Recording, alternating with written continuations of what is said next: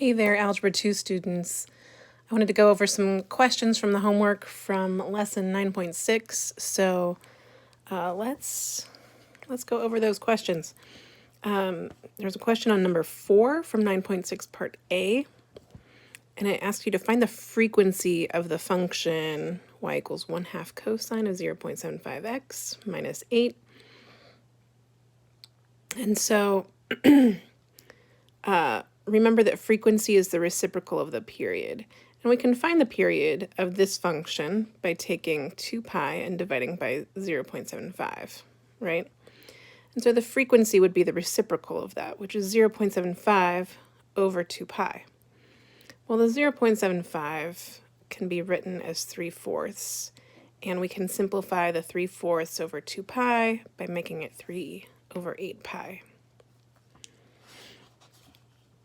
Let's see. Then we've got this one here. Modeling with mathematics.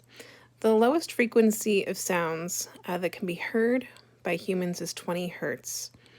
So the frequency is 20, which means the period is 1/20th or 0.05. The maximum pressure P produced from a sound with a frequency of 20 hertz is 0.02 millipascal. Write a sine model that gives the pressure P as a function of the time t in seconds. So the first thing I want to deal with is the frequency, which is 20 hertz. So the reciprocal of that is the period, which is 1/20th or 0.05. So there's one complete cycle between 0 and 0.05.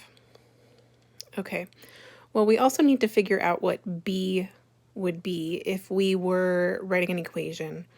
So I do 1/20th is equal to 2 pi over B. I would cross multiply those. 1 times B is B, right? And then 20 times 2 pi would be 40 pi.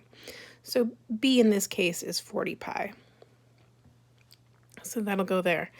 The maximum pressure, 0.02, that's going to be our amplitude, right? So that's 0.02, sine of 40 pi t. And then we need the graph that has a complete cycle between 0 and 0.05, and it has a maximum of 0.2.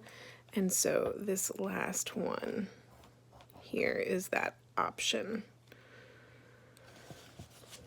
Okay. And then here we've got one of the largest sewing machines in the world. Has a flywheel which turns as the machine sews, that is 5 feet in diameter. The highest point of the handle at the edge of the flywheel is 9 feet above the ground, and the lowest point is 4 feet above the ground, right? And so the wheel makes a complete turn every 2 seconds, which will indicate that the period is 2. If 2 is equal to 2 pi over B, then B is equal to pi, right? And it says, write a model for the height h in feet of the handle as a function of time, t seconds, given that the handle is at its lowest point when t equals 0. So it's at its lowest point,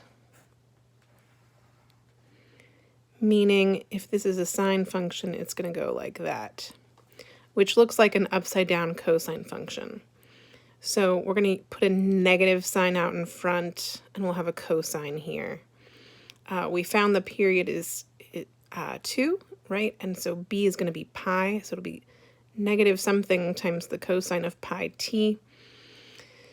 We need to figure out what is this number that should go out in front. And we take the difference between 9 and 4, subtract them, and divide by 2. So 9 minus 4 is 5, divide by 2 is 2.5, and that's how we get that 2.5 right there. And the 6.5 is how high it is in the middle, right? It's the vertical shift. If the lowest point of the wheel is 4 feet off the ground, where is the middle of the circle vertically speaking. So you do 9 plus 4 divided by 2, and you get 6.5. So plus 6.5 is our vertical shift, and that goes right there. Okay, let's see. Yes, one more for this lesson. Using tools, right? In the table, the time t is measured in months where t represents January. Write a model that gives the average monthly high temperature D as a function of t. Round each value in the equation to the nearest thousandth. And you get all of these, you've got all of these data points, and you're probably all like, what? Excuse me? We're going to use our graphing calculators for this one, right? You want to use the stat function on your graphing calculator. You want to enter the data, right? You want to plug in list 1, you want to plug in the 1, 2, 3, 4 up to 12. And in list 2, you want to plug in the corresponding D values, right? And so, and then you want to do GRPH, graph 1, calc, and then instead of choosing x or x squared or exponential, you want to choose a trig function. You want a sine function, okay? And so I still don't have my Casio calculators here with me. So I'm going to try and do this, show you on the TI-80 something. I'm going to clear that. So I got a stat here, and I have to edit the lists. And you can see I have already typed in the lists, right? So I'm going to go back to stat, and then I'm going to calc. And for the TI-80 things, we have to scroll down. You can see the linear regression, quadratic regression, cubic, natural log regression, exponential regression, power regression, logistic, sine. That's what I want. I want the sine. Sine regression equals. And you can see it gives you y equals a times sine of bx plus c plus d.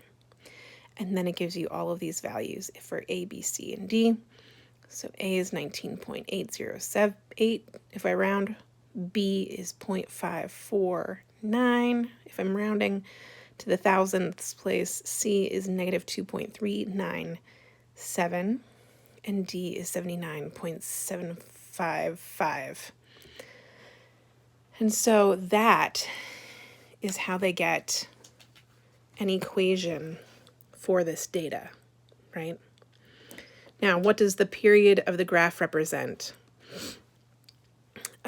And you had two true-false questions here. It does not represent the number of cycles the weather repeats within 12 months.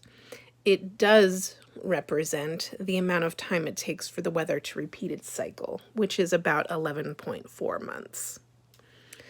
So, and you can get the 11.4 by finding the period by taking 2 pi and dividing by the 0.549, which we found with our graphing calculators. And that's about 11.44. I hope this helps you understand 9.6 Part A, and I hope that you're all well. We'll see you next time.